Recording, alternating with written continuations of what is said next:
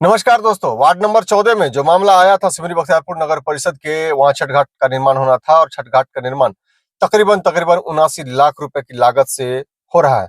मैं आपको साफ तौर पर बता दूं कि बीते दिनों कई बार हमने आवाज उठाया और आवाज उठाने के बाद हमने कहा था कि सभी लोग चैन की नींद सो रहे हैं, लेकिन कहीं ना कहीं नगर परिषद के कार्यपालक पदाधिकारी ने संज्ञान लिया है इस मामले को। और इस मामले में मैं आपको बता दूं कि पहले भी छड़ की चेंजिंग हो चुकी है। छड़ जो ओरिजिनल क्वालिटी की होती है, जो अच्छे क्वालिटी ब्रांडेड कंपनी की होती है, सेल का लगाना सुनिश्चित किया है। लेकिन उसमें भी क्या है नहीं है पूरी तरह से हम कुछ कह नहीं सकते हैं। लेकिन सेल का सरिया जो है अब लगाना शुरू हुआ है और पहले जो काम हुआ उसमें कोई चेंजिंग नहीं हुई है। दूसरी बात, आज नगर परिषद से मुझे लेटर प्राप्त हुआ है और लेटर में मुझे ये पता चला है कि आज नगर परिषद ने इस पर संज्ञान लिया है और संज्ञान लेकर के जो एग्जीक्यूटिव इंजीनियर है उनको पत्र लिखा है एग्जीक्यूटिव ऑफिसर ने सिमरी बख्तियारपुर नगर परिषद से। और उन्होंने साफ तौर पर कहा कि 7 दिनों के अंदर में छठ घाट की जांच हो और जांच करके जो भी रिपोर्ट आए उसे सौंपने का काम करें।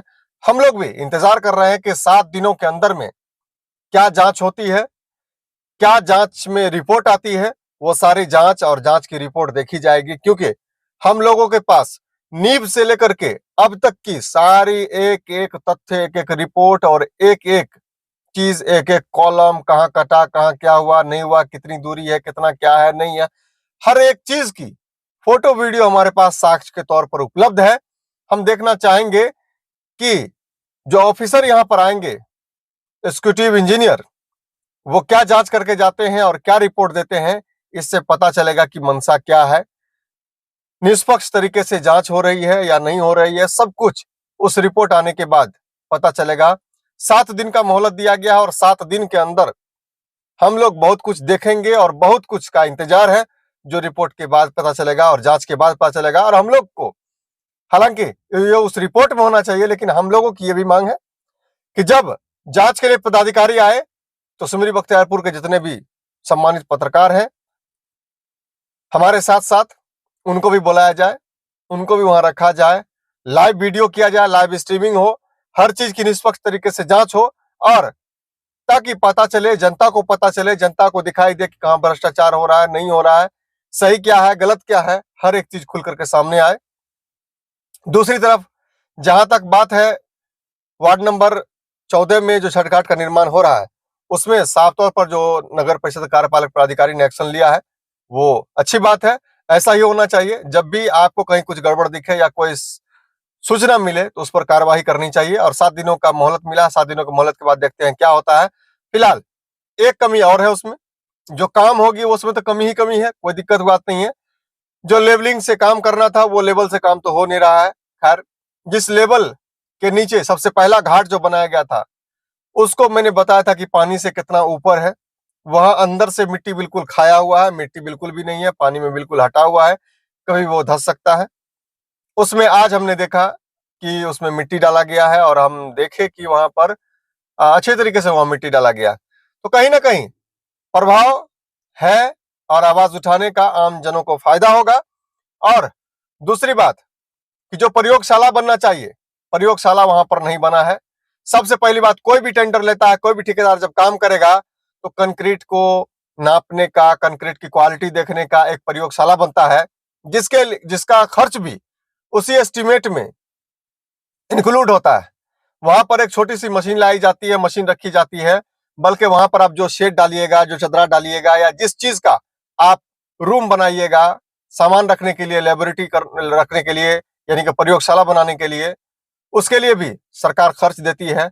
इवन उस चीजों को फिर उखाड़ करके अगर कहीं ले जाइएगा, घर ले जाइएगा या जहां ले जाइएगा, उसका भी पैसा सरकार वहन करती है।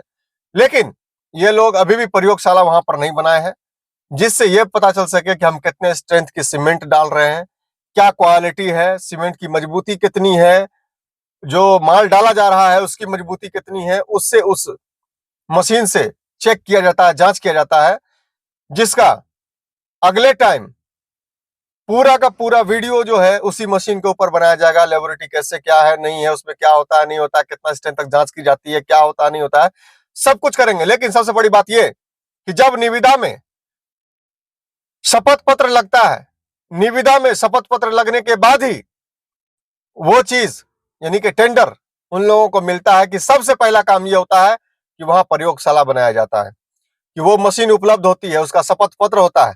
तो फिर शपथ पत्र का क्या मान रह गया? निविदा में लगाए हुए पेपर का क्या मान रह गया? क्या पेपर सिर्फ एक औपचारिकता है कि पेपर सिर्फ जमा कर दीजिए काम हो जाएगा? पेपर किसी का भी लग जाए, कैसा भी लग जाए, जिससे मन चाहे उससे लग जाए, फर्जी लग जाए या जिसका लग जाए, जैसे लग जाए, बस कॉलम पूरा होना चाहिए। तो इसकी भी जांच होनी चाहिए कि प्रयोगशाला वहां क्यों नहीं बना। हमारे पास एक एक जगह का वीडियो है, जहां जहां माल रखा हुआ उसका वीडियो है, जहां जहां सामान रखा गया उसका वीडियो है, छड़ सीमेंट बालू गिट्टी जहां जहां रखा गया उसका हमारे पास है सारा वीडियो।